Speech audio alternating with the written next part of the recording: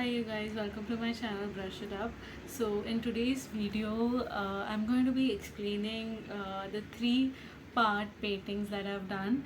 The concept behind these paintings were to have an element of water and an element of a female, a woman in it, and it was like a transition period and three different phases of transition depicting through the I wanted to like show the interaction between the water and the female, and through those interaction I wanted to show three different phases.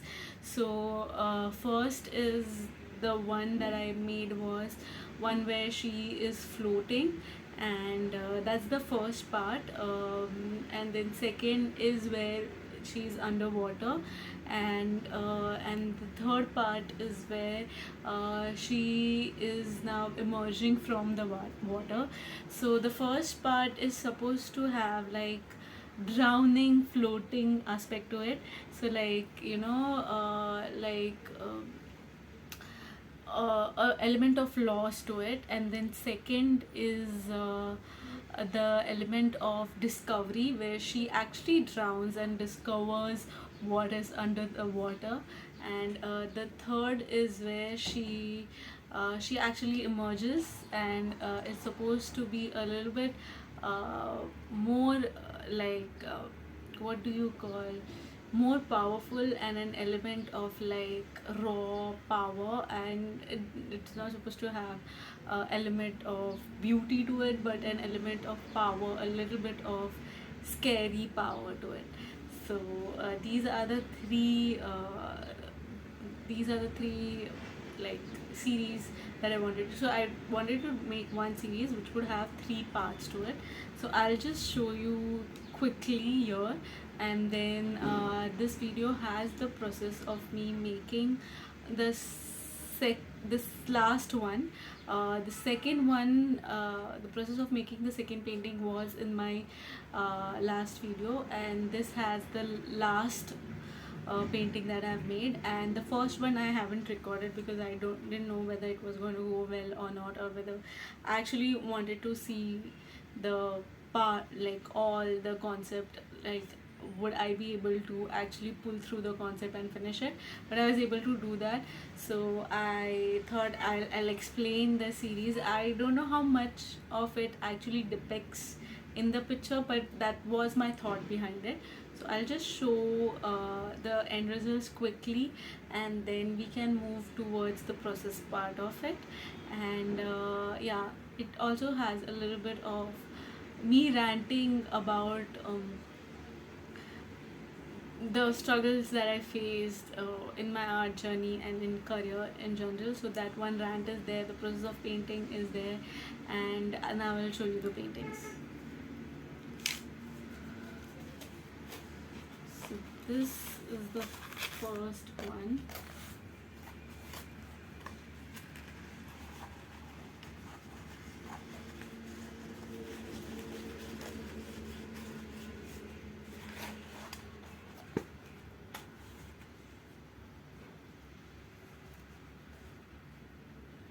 This is the first one.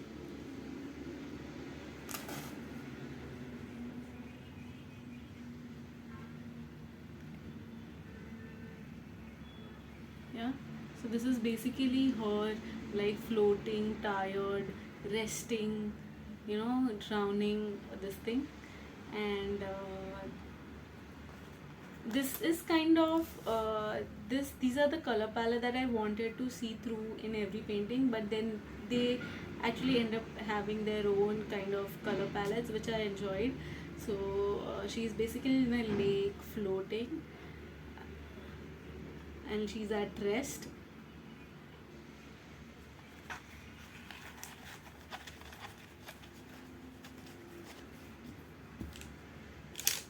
Second one is where she's under the water discovering. Now this doesn't necessarily, these females all don't really need to have the same features, but this is what I wanted, like she's underwater discovering,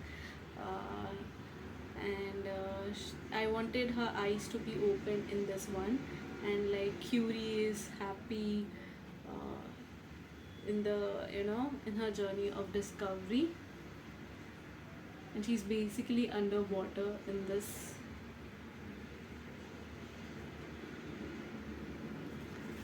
And then the last one, I just finished it and I wanted to shoot this intro. It's not quite completely done, but yeah, this is the last one. And I'll does have my process of completing it. I might work a bit more on this, but I wanted to get this video out, and I'm not sure whether I will work a bit more on it or this is it. I'm not sure, but we'll see. It's still trying, and I wanted to get this video out, and once it's finished, once I'm done with it, I will have a short clip of it out in my shorts. So if you want to see the what it ends up being, please follow me on the shorts, like watch my shorts more. So yeah, let's see how interesting the process of making this was, and yeah, see you in the video.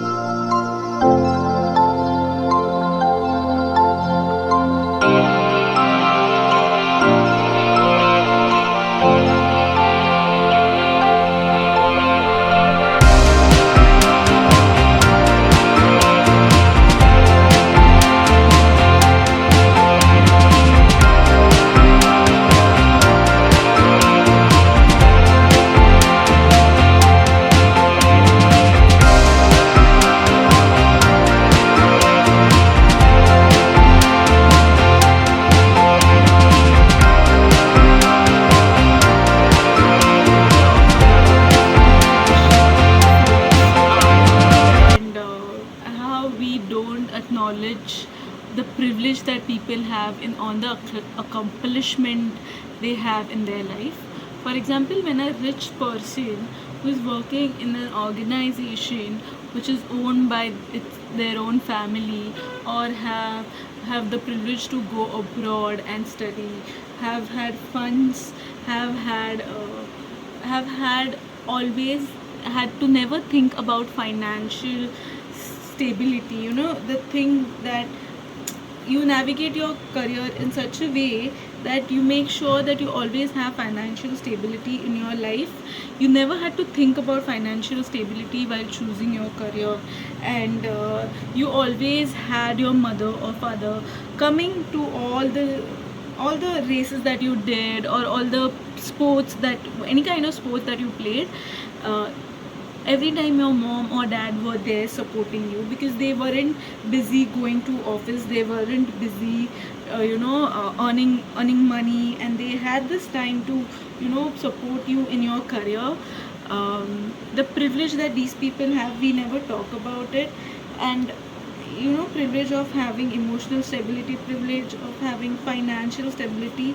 And then people from working class who, we have our parents 24/7 working in an office, and we have to navigate our life, our school, our college life, our school life on our own. We have to make sure that we maintain the financial stability in our family, so we end up choosing careers which are financially stable, and then we realize that this career has burnt me out. And so even though I have tried so much, I cannot do this on a daily basis, and I've tried and failed. And then at 27 we realize, okay fine, this is not for me, so now I want to change my career. And then at 27 or at 25 or at 23, you start changing your career. And these people, these privileged folks, had to never think about financial stability, and had to never look for support anywhere else, because they got the financial stability from their family. They never had to think about money, where will the money come from. They never had to look for any kind of support outside, because their parents were always there supporting them. And then they started pursuing what they are good at now, when they were like 7 years old or 8 years old and 13 years old. And now you see them accomplishing so much, but they have been at it since they were 7 years old.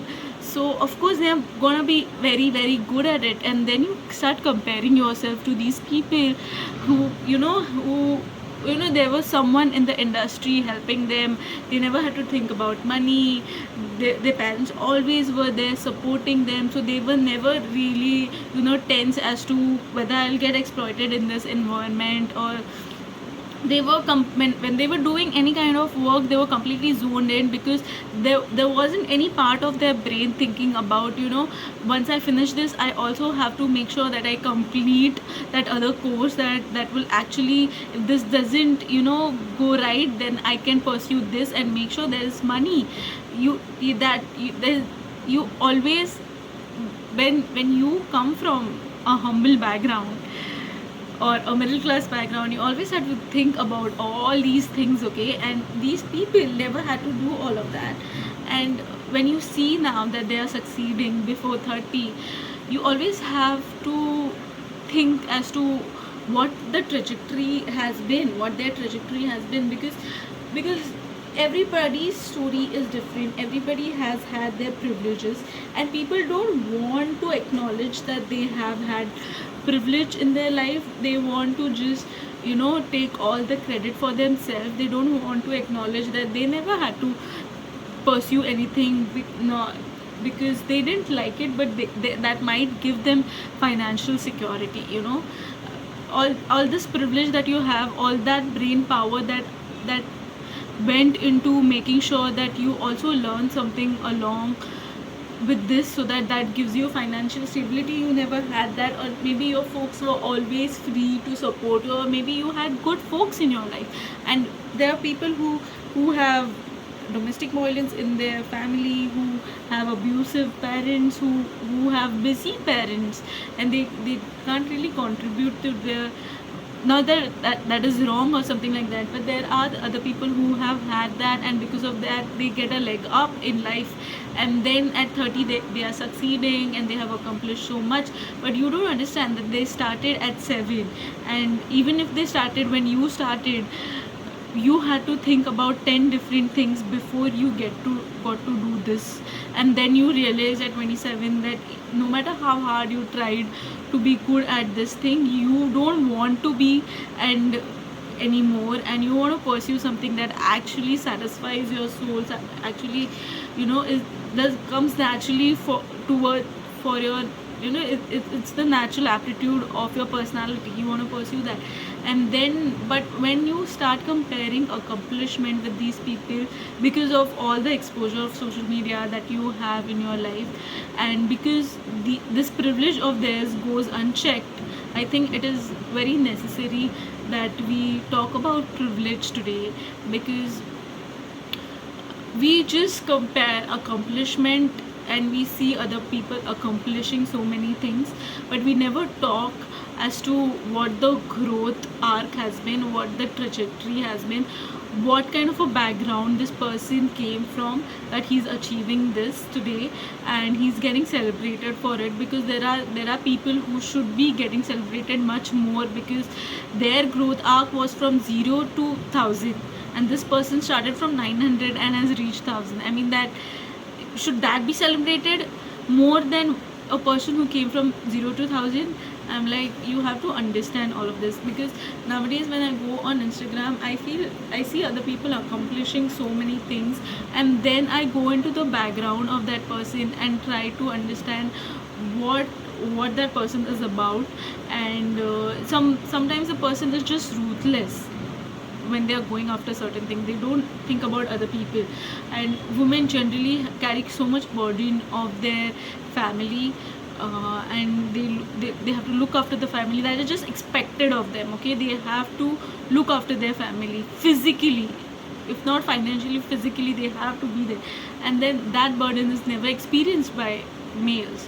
They have to perform financially, and then that is also counted as an accomplishment. But my contribution, which was time, which was physical labor, would never be counted as an accomplishment. It was pure labor, but your labor has that some factor which can be compared and be considered as accomplishment. So all these factors are never taken into picture, but just the end part is celebrated, and just the end accomplishment is celebrated. And you don't understand that this person who's standing on the podium had so much help, had help of the patriarchal society, had help from a very stable family, very well off, monetarily well off, financially well off family, been born in first world. For example, if you're born in United States as compared to when you're born in Africa, some small town of Africa, I mean, what kind of exposure you have, and a small town of India for that matter. So it is very much necessary when you see all these accomplishments that you understand the growth arc of yours and you don't end up comparing. So it is very much necessary to acknowledge privilege that other people have, to see the trajectory that people have, and to not compare yourself. Because even when you try to acknowledge the privilege, acknowledge the trajectory, you cannot do that for every single person who's getting celebrated. So you might as well be like, okay, fine, he has a different story, I have a different story, and it is okay. I am great where I am, and I don't want to compare. But sometimes what happens is, if you don't really, light just went, so that's the reason why. But sometimes what happens is, if you don't give these privileged folks a reality check, then they always think, and the other side, the people who are not so privileged, always think that they are not doing great and they are failing at life, and these people think that they have accomplished so much. So you always have, in order to maintain that balance, it is very much necessary to check the privilege.